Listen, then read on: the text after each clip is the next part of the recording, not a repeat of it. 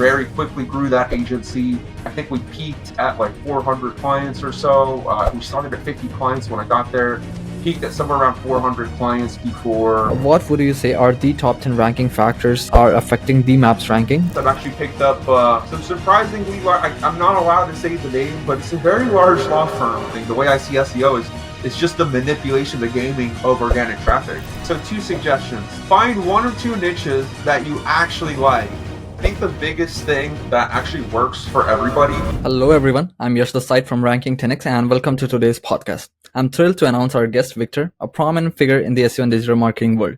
Victor currently serves as the SEO director at On The Map, a leading digital marketing agency. He is also involved with TrackRite, owns his own agency called ELC, and holds small equity positions in several other marketing projects. Victor, thanks for joining us today. Let's start by having you tell us a bit more about yourself and what you're up to these days. For sure. Yeah, thanks for bringing me on. These last few months have been super busy, just going through growth from small different businesses going on all together. But yeah, I guess you did a good job introducing a few different avenues that I work through. But yeah, these days I'm very focused on the legal industry. It's not just me. I do have a big team, especially under OTM. It's taken quite a bit of time to assemble everybody and get everything together. But yeah, thanks for bringing me on here today. It feels great. So how does your day look like at the moment? Is it too tedious? Because I know, you have been working on quite a lot of stuff. Yeah, I guess the day-to-day, it's like I don't know where to start really, but yeah, the day-to-day is comprised of, splitting up the day between the different responsibilities that I have. I'm the type of person that kind of works early mornings and late at night. I don't always aim to work that way, but certainly when when the agency's still at an infancy, or even if you're just going through a large stage of growth, it can kind of get like that for a lot of the, at least leadership members of the, of said agency. So yeah, I think just, any small business, you're wearing multiple hats. And I think with marketing, you end up wearing even additional hats than something like a brick and mortar business would be used to. True. Especially, any new tools and AI progression that goes on, you kind of have to be on top of it, at least more so than the competitors whenever they find new solutions with whatever's coming out. But yeah, I think I'm still in that grindy type of stage where I'm definitely trying to optimize even how much time I spend on personal things, just to make sure I have enough to dedicate to all the different brands I'm working with. How did you actually get started with all these? What were you doing before the SEO and stuff like that? Sure. So I got started first because I didn't study marketing or anything directly associated to digital marketing either. So a lot of the background as far as education just came from me studying finance. And, there was a lot of self-teaching, I guess maybe the school didn't promote it, but I remember reading business books and trying to kind of follow people on social media. Everybody would push making sure that you're teaching yourself other skills other than just what you're learning from structured education. So I think it was my last semester going into college that I started to kind of explore different things as far as side jobs or side gigs. I didn't have a main job because I was a student full time and I really couldn't fit too much more in there. But I started to look into what people consider side gigs.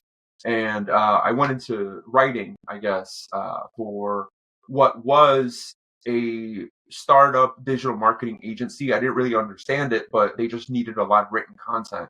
And this was way before AI really ever kicked in. I think there was Phrase and a few of them starting to come up a few years into that. But at this point, everybody was relying on just cheap written content or whoever it was that could just crank out content faster than most people. So I was one of those people. I guess without rambling for too much on this, we quickly built up a lot of lead gen properties. There were GBPs, but also websites connected to them. We had acquired top rankings within the fence industry, fence construction, across the South states. And we had top rankings that we held I think I was with that guy for over a year. But throughout that period of time, I kind of started to realize what I was getting myself into. And at the same time, it happened really quickly. The owner of a different geogrid tracking tool basically reached out to me because he had noticed all the ranked lead gens that I had tracked in his software, in his platform. And that was when he offered me a position for a law firm SEO agency as a director for SEO. And I didn't know the name of it. He didn't want to tell me the name until I accepted the offer, but I accepted it, and kind of everything just kind of went from there. We very quickly grew that agency. I think we peaked at like 400 clients or so. We started at 50 clients when I got there, peaked at somewhere around 400 clients before I ended up making my exit from there. I didn't like the leadership team, so that's where I moved to OTM. And by then I had picked up my own clients as well. So that kind of, it was the catalyst there as to where I am today. Which year did you start? What year? So I Yeah. graduated college 2018. So it's Mm-hmm. 2018. Gotcha. And are you still running Legion? No, I actually don't have. And when I was building those, I was building them under somebody else's business. So I actually don't own any like illegitimate type of business or any type of venture like that. Gotcha. Makes sense. Uh, for anyone looking to start now, and maybe an agency owner or as a freelancer, maybe, what's gonna be the step that you would actually suggest that they should follow to to kind of maximize the success? Is somebody getting started as a freelancer or specifically trying to grow an agency? The agency side, I guess. Yeah, I guess going straight into the agency side, I think the biggest thing that actually works for everybody, because I think that's the biggest thing. It depends on what your background is, what type of people you might already know, and or what type of business owners you might be able to connect to based off of who you are. I think that usually ends up bringing up very specific recommendations for people. But what works, something that works for everybody, or a really good one that I would give for anybody that's just starting out. I guess everybody focuses on sales a lot, but I would say if you're starting up the agency and it's not established and people don't know you, there's no word of mouth. It's very important to be investing whatever money you have into brand building efforts. So I would say specifically building lead magnets for yourself. Mhm. I think that's the best way to explain it, because if you just think about different ways that you can share value without directly like charging people, and just building an audience, I guess that's way more important, because eventually that's how the word of mouth kind of really kicks off, is when there's reasons for people to kind of share your name. It can't just be, "Oh, this person, go to them and buy the SEO from them." It has to be like, go to them for like an audit, or, "Oh, you're paying an agency already. Well, this guy is, he can give you a free, he can check into what they're doing for free and let you know how you can do it different." But there's a lot of different creative ideas as far as lead magnets, which are much cheaper to get contact info with than if you're just trying to advertise on like high intent queries on, let's say, like PPC or something like that. If you just go for high intent queries, people looking for an agency, like it's not as good as building up the audience first, from your target audience also. But yeah, that's what I would give as a recommendation there. A lot of people just end up not doing that, and then if something happens to where they can't retain clients very well, all of a sudden all of their preliminary efforts, everything that they did to build up the client base that they had, now it can kind of just go away. And the idea is, even if you do lose clients for whatever reason, you should have good enough word of mouth or a good enough pipeline at that point, or enough contacts to be doing more sales efforts easily to recuperate that. Let's talk a lot. Let's talk a bit more about lead generation and lead magnet. Which lead magnet have you seen working really well? Do you still use ebook, or is it somewhat courses, video courses, and stuff like that? Which one I do would you try prefer? to, yeah, I would try to stay away from the generic like SEO course. That's actually something that I had been thinking about for the last like 6 months or so. I had been thinking about putting out a free course. Well, I guess free is already one distinction.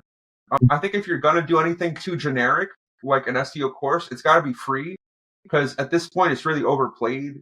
And if anything, most people I see that sell for money an SEO course, that's that's how they make their money. They don't make their money Yeah. off of retaining the client long term. So if anything, I noticed that I was like, yeah, I don't want to associate myself with somebody that has to sell the course to make money. I'd rather just give it all away for free. Somebody watches it. They're like, wow, he just gave away way more than the paid courses. And then now the word of mouth can come in, because even if they weren't your target audience, they're going to keep coming back. They're going to read through your stuff. They might tell somebody else. I have had that happen. Even if it's somebody I've never met in my life, they'll just realize, like, okay, well, this guy needs SEO. This is way over my head. I'm just going to tell him to go to this guy. So that, I guess that can happen just from the lead generation there. But I guess, yeah, if you're going to do generic, I would say just give it away for free at that point. But one other thing that's worked pretty well that a lot of people really stray away from is, how do I describe it? So whenever you are, let's say you're a business owner and you came across an ad or somebody trying to pitch their SEO services to you, and you're in the process of deciding. So you go on Google and you look up their name and you try to find their reviews, or just if anybody said anything about them online. So one easy thing for you to do is just compile a list of all of these competitors that are very closely related to yours based off of your niche, and do a review article. Even if you don't put all the effort into it, you can just aggregate reviews from other people's websites about said agency. And now on your website, you have a page that is easily ranked for anybody that's looking for reviews of your competitor. And, so now you've got this person, they're reading through your page where you're breaking down. Like, I guess at that point, they just got to a position where they're reading and paying attention to all your reasoning as to why that's maybe not the best competitor to go. Yeah, that's not maybe the best agency to go with. And now they're on your page. You can track them. You could retarget them if you're doing Facebook ads or anything like that. Or at the very least, that's where you have your calls, your CTAs, your calls to action, maybe your free course, free audit offers, stuff like that. You're putting a bunch of different opportunities for them to now hop straight. Like they're already a qualified lead, they're already about to buy. Now they go straight to you for free, just because you put that page up. So that's been one idea, I guess, that I've seen work really well these days. And I don't see very many people doing it. I guess people get a little bit scared. You know, I don't think if somebody has a problem with what you wrote about them, they can reach out and tell you. You don't have to be afraid of being like sued or anything, because if they threaten you, you just clean it up. If they're still bothering you at that point, maybe you need attorneys to shut them up so that they don't take you to court. But I've never actually seen somebody, I guess, because if somebody says, hey, you can't say that about me, if it's not true and they're letting you know, informing you, then yeah, you do have to change it. But as long as you're not lying about people, you're totally fine doing that. Makes perfect sense. Do you think selecting a niche is important, or still going all in generic is a viable option? What do you think about that? Sorry, can you say that again? Do you think selecting a niche is important? Wait, selecting what? Selecting a niche, or a Oh, specific a industry. niche. Yeah. Yeah, I do think so. So I think and really the only people I've seen that, because I'm trying to think of there's a lot of people that promote niching down, and it's always, I guess, the people who are successful. It's always somebody. Well, I guess that's what it is. People that promote niching down the most are people that are very successful in that. And I think they share that for a reason, like, because it gets very easy. Like for me doing legal, it's so easy at this point. If it's a city I've done many times, like I already know, like to a certain degree, I already remember like certain blog topics that go along with that. All the little details that I would do. It becomes very easy, and that's kind of what you want for SEO, because there's so many factors that you can't control. You do have to eliminate the ones that you can eliminate. So niching down makes it ridiculously easy, because at this point now I just look at things that are new and different. I'm not trying to understand how to rank the lawyers as much as I am trying to understand some new tricks that we can implement or new things that people are trying. So the people that promote not niching down, I've noticed, are just white label sellers, essentially, because obviously they want you to sell to anybody, everybody, and anybody, and just bring them over to them. So if you don't niche down, you just have to rely a lot on consultants, on like Mhm. bringing somebody else in, or, oh, I've never done that niche, but I just sold a giant contract. Now I got to hire an SEO tech fresh just for this account. It's not scalable, I guess. It's not predictable unless you're willing to manage clients without being a true expert. Mhm. Because when I get to some of the largest law firms in the country and they talk to me and they feel like they're not talking to an expert, they just hang up the call and they leave because you're just not worth their time. Mhm. And so if you want to get to like the very, very, very top of an industry, I would say definitely niche down or choose one, two, or three, maybe to even develop. Because now it's like, all right, which one, two, or three? Because now you can plan. Now you can hire for that. Now you can. It comes into planning because it's like, yeah, you sell the one client. What happens if you sell 10 in that niche? True. Do you have a plan for hiring underneath the first guy? Is the first guy that viable? Like, do you even trust them that much? Because it gets harder the more niches you're trying to get into versus legal. Great. There's like 10 legal marketing agencies that we can hire from. All of them rather work with us. Easy. Mhm. Like you can grow, plan your team. I can choose different countries, different everything, all just Mhm. because it's one niche and I have, I guess, a higher level of control over the quality so that we can Mhm. just have it top notch every time. You're into legal marketing, and that's one of the hardest niche I know. And you have been also doing SEO for that, I guess, from a long time, as far as I know. What would you say are the top 10 ranking factors you think are affecting the maps ranking at the moment? Because the last year it used Yeah, I did notice it used to be really easy to just slam it with a bunch of reviews and it forced there was so much weight on it that it would just force it to go up. I think nothing's really changed too much. People really freaked out. I know when the AI overview started rolling out and as well when the March update came around. Nothing's really changed though. It's still the same plans, I guess. If you look at it from like the perspective of like the development teams at Google, like they're still doing the same things. So if anything, it's good that as soon as people were catching on to the reviews being so powerful, they started to add in some more, or I guess they just shifted the weight over and balanced it out a little bit more. It's interesting because I look at it. I don't know if you play a lot of like video games, but some of the bigger, very large development teams that make some of the biggest games, all they do constantly, like the live service ones, the ones that have to maintain multiplayer, large amounts of people ongoing to make money, they're doing the same things. It's somebody finds out a way to abuse one tactic and they just patch it. They just balance things out. It's literally the same thing that happens here on the search platform. So what I've seen the weight start to shift towards that's new, and definitely people are catching on to it because there's a lot of abuse already for it, but it's referral traffic, I think, has become a really big way to better understand and measure authority. Because, okay, so it all starts, you can't just go straight to it, but obviously it's content that ranks, content that's good enough so that you don't get hurt, and links to power everything up. Outside of that, and having all of your data accurate online, doing your citations and whatnot, what's another way to judge? Like if you have 100 different attorneys, they all did their citations. How else do you judge their authority? Sure, you can rely on links, but that's not the end all be all, and people will, abuse that in many ways. So they just kind of looked at, okay, well, the most authoritative law firms in this instance, they all have some type of social media presence these days, right? So if your client is like, I don't like Facebook, I don't like social media, I'm not doing videos for YouTube, what are you going to do? Well, you can turn on some ads for them.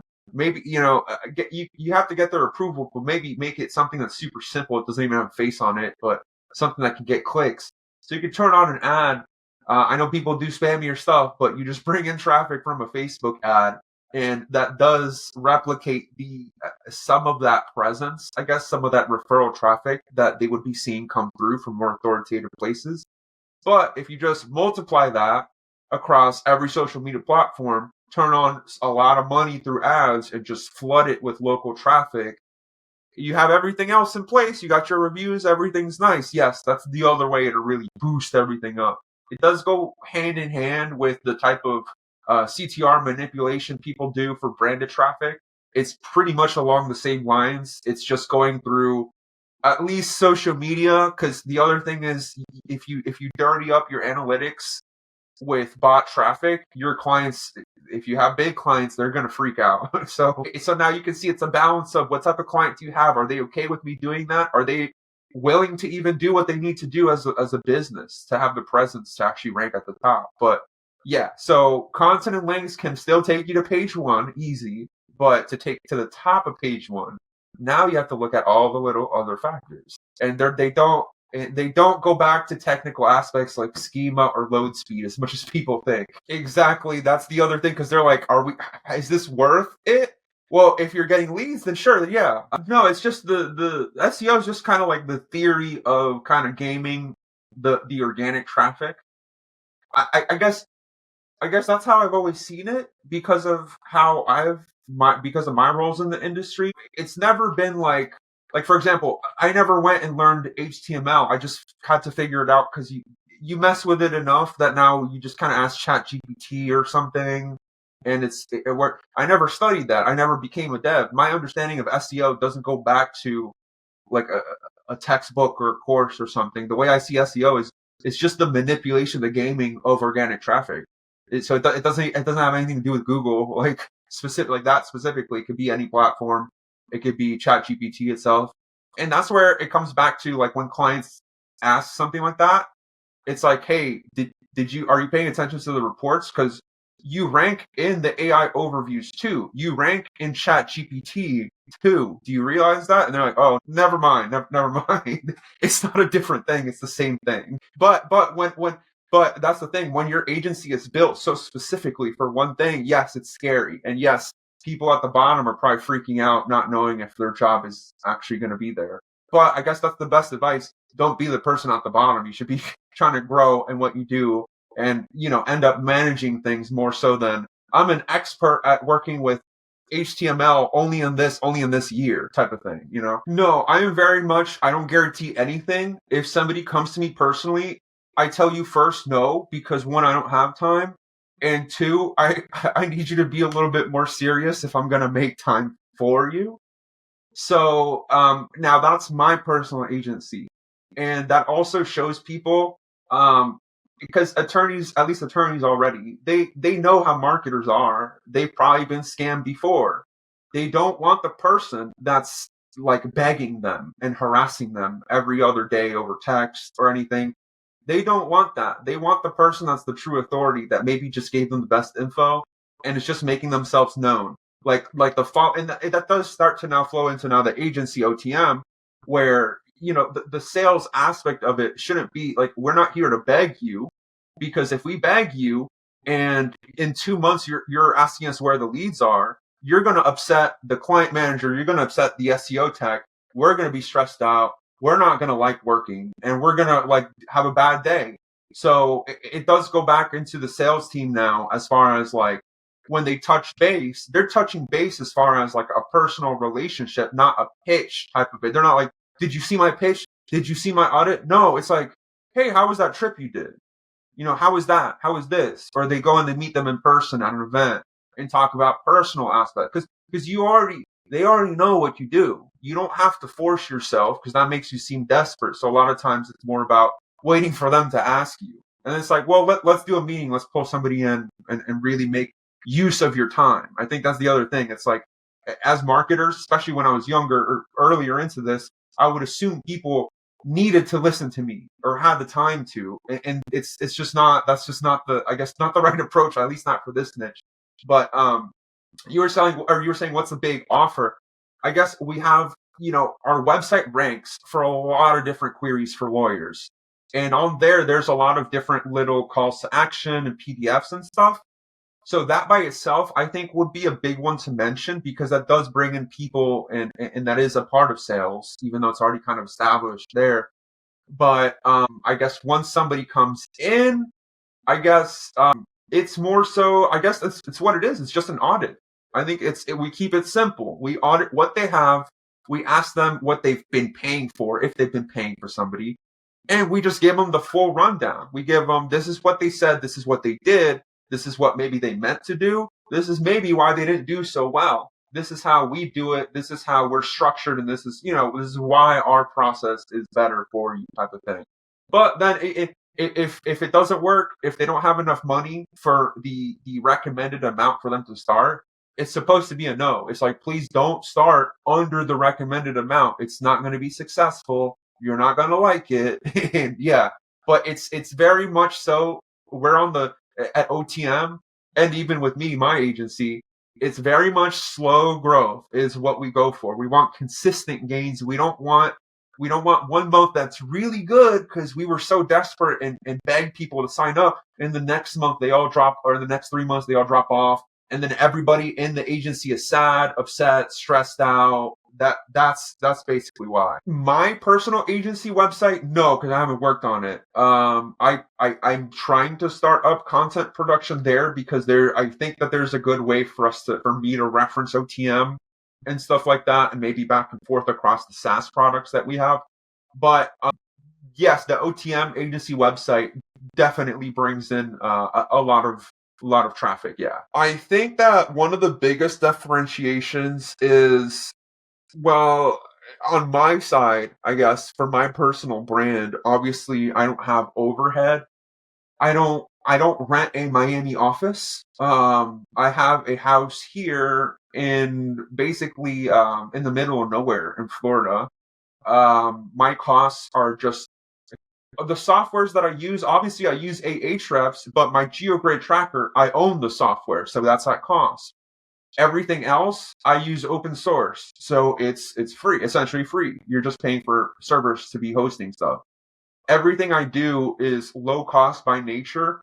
So one, it squeezes out like 3 times the deliverables that anybody else can.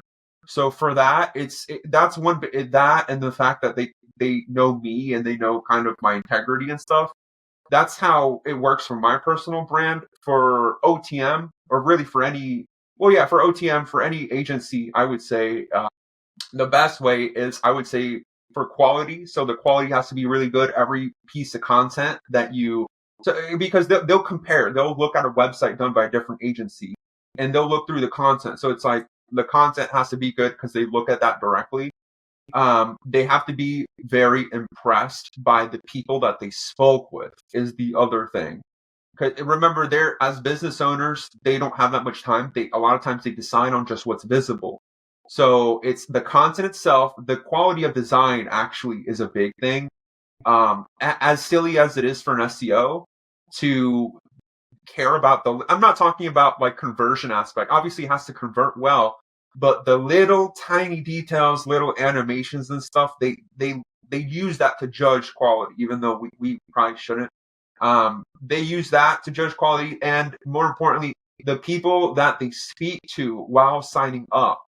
If the salesperson is not very smart, if the client manager is not very smart, if the audit was done by somebody that's not very smart and it was generic, that's the big, I would say that's the big differentiation. Because a lot of them, they come on, they don't really know anything about us. They're just like, okay, here we go, another marketing agency, let's go.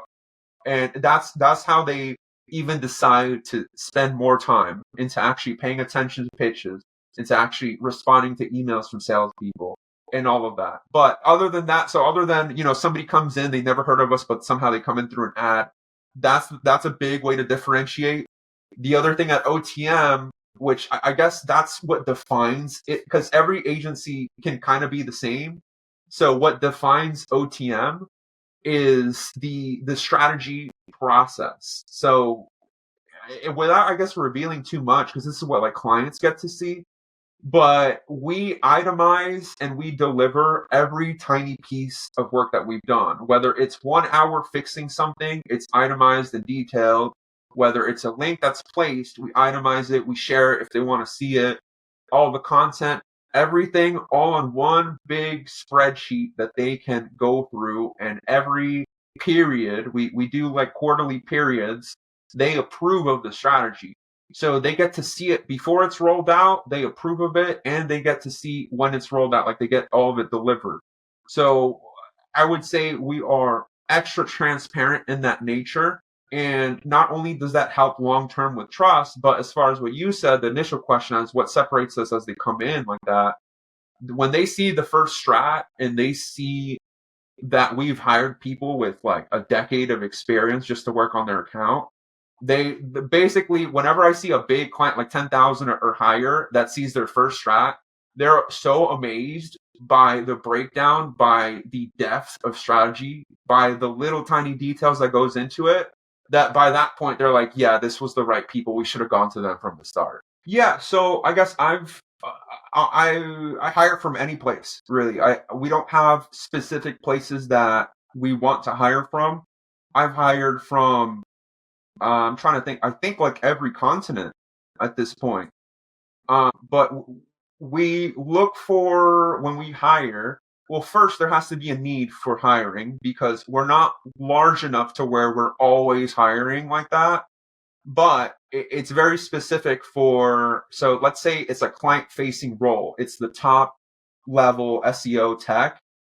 Preferably, they have to be within the Eastern, Central, or Pacific time zone, preferably Central and Eastern. Whether they're in the US, Canada, or Central America, that's where we have to hire the front facing ones because otherwise they won't be able to line up with meetings. Other than that, it doesn't really matter where you're from. It's about your level of experience.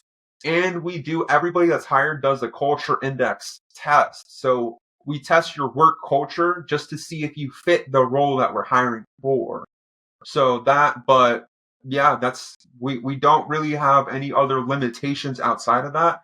Everything comes down to if you're client facing, your ability to be client facing, and more importantly, how well you can manage the SEO strategy of every account. Well, we use LinkedIn a lot, but I think we've used like Indeed and other stuff. I prefer to just kind of go through a network of people that I know.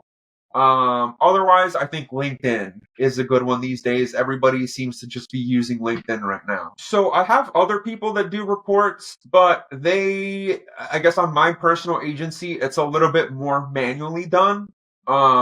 We just export different we export different reports or screenshot different things like from Ahrefs or specific movements to be looking for. And we just put that on slides. I'm working towards automating it right now through TrackRite. There's still some more work as far as how the reporting is done and or how it's displayed. At OTM, it is done based off of the strategy sheets that are done. So I guess still more manual than I would like to. It's more organized for OTM, how they do their reporting. It's, I guess, very standardized there already. But yeah, I guess it's a little bit more manual than I would like for reporting. For tracking, yes, I have TrackRite for organic geogrids and map rankings, but anything else that I track, we do have custom internal tools under OTM for like backlink analysis or for monitoring the placed backlinks, alerts, and reporting from there, just for like quality assurance measures. But all of those are like internal right now and kind of buggy sometimes too. But yeah, I think any further tracking that we do would probably roll into TrackRite as far as once we have a good handle on how we like it done. But the devs are constantly making different ways to track productivity and different quality measures internally for us. Right. I prefer the 30-minute calls every month. Some clients don't need that much. Some you can do once every 3 months. But yeah, I guess the general go-to as far as what they would expect, a lot of them, they come in, they already expect the monthly calls. So yeah, just somebody prepares the slideshow. It has all the highlights. We also point out if anything's moving downwards because that will end up going into how we pivot the next strategy type of thing. But yeah, it's just 30 minutes every month. It's good enough. I would say so I think there's it's a good question because we'll bring in a new feature and start developing it over time. But the organic keywords and the geogrids and the regular maps tracking, the basics, I would say are out of beta, I guess, but everything else on the platform is very, beta, very new. I think well, really, whenever there's problems or bigger bugs, it ends up happening when we tie everything together in reporting. But it's, I guess I've been able to clean up everything else outside of that main reporting that's like a big issue now. So it's been going pretty well as far as cleaning up all the other smaller things. So now I'm starting to focus more on the reporting. So as far as the development, it's been going pretty good. Again, most of the development kind of happens behind the scenes and it happens internally for OTM first before it gets rolled out. We've definitely kicked up the development, the efforts in there over the last 2 months. And I would say that by the end of the year, it's going to be completely different, I think, as far as the UI, because I already have a bunch of ways I want to change the way it looks, but without everything, without all the finer details kind of tightened up, we don't want to roll out giant UI changes and then have things breaking. But development has been pretty good. The first half of the year, probably not as much efforts being put into it, just because it's a smaller company still. But in the last 2 months, I've actually picked up some surprisingly large. I'm not allowed to say the name, but it's a very large law firm. And we've been able to pick up a few very large accounts like that, which have been, very good because I guess as far as like the revenue coming in, it's better than what I would have thought. And so that's good. But I'm also getting a lot of really good feedback now from these different clients, these different like agencies that are kind of telling us, well, this is how we do our reporting, or this is how we'd like to do our reporting. And a lot of that is now tying back into how it's going to be developed on TrackRite. Starting out just SEO, like in what way? Okay, I guess just completely fresh. I think it would have to be, because there's obviously a lot of guides already. So definitely make use of all the free guides from all of like the big companies like Ahrefs, even like the other ones that people don't use so much, like Moz. Like a lot of these companies have had blogs and they've been updating them. And you want to make use of any guide that's provided by somebody that's like all day long working on this stuff. So definitely make use of the free guides. But I think the other advice I would give is try to pick like one or two different industries that you actually like, that you think you would want to work in long term. Because you don't want to just randomly pick like let's say like fence installation, and then you go all in and you do SEO for it, and then you're like, I really don't like the type of people that do fence. Like, I don't like fence contractors. And then it's like, well, what do you do? Well, I guess you could like sell the agency. So okay, so two suggestions: find one or two niches that you actually like, that you actually want to be a professional in, and go with one of them, or both, maybe if they're close enough. But make sure you're actually picking a type of business that you like, because that's going to make like all the difference once you actually get your first few clients and you're trying to get more. The other thing is, put every client on a contract, because if you realize you don't want to keep doing this, you can just sell it. You can sell your business. But there's so many people that go in, they're like, oh, how do you get them to sign a contract? It's like, no, like they, at least with lawyers, like they're like, where's the contract? You don't have a contract? Like, it's like, just put them on. Don't be nervous. It's a service agreement. Just put them on. Because otherwise, yeah, people will come to me. They're like, oh yeah, I make this much ARR. And it's like, well, do you have, like, are they on contract? Because how do you evaluate that now for somebody else to buy? It's like, you can't. And now you have to go through the efforts of telling everybody later that they have to be on contract. So there's just one thing, because yeah, a lot of people, they get into SEO, they realize they don't like working with people, they just like doing the SEO. And you want, whatever you do, whether you sell it, whether you roll it into another agency, you want to make sure everything accounting wise is good and they're all on contracts. And then everything is easy as far as whatever change you're going to make from there. No, yeah, definitely be on the lookout. Obviously, our brands put out good content too. Well, some of it is to get clients, but we also, for us to rank, we have to put out really good guides too. So definitely check out anything under OTM as far as what we're doing. Anybody out there, obviously, you're free to look at how we ranked it. We're very proud of like the brand building aspect that we've done there. So check that out. And then in the future, definitely check out TrackRite as we keep rolling out these new updates. It's interesting because we'll roll out updates. We don't have anybody to announce them or anything. So as we start to build that SaaS tool as a real business, definitely start to look out for what we're doing there. We're trying to take everybody's feedback and implement it instead of just kind of trying to tell you how we like to do it type of thing. So yeah. But yeah, anybody that tries it out, let me know what you'd like to see out of it because we definitely take all the feedback very seriously. But otherwise, no, yeah, thanks for bringing me on. I know we do a lot of work here. We do a lot of hard work for people, and we don't get too many chances to stop and talk about it, I guess. Thank you.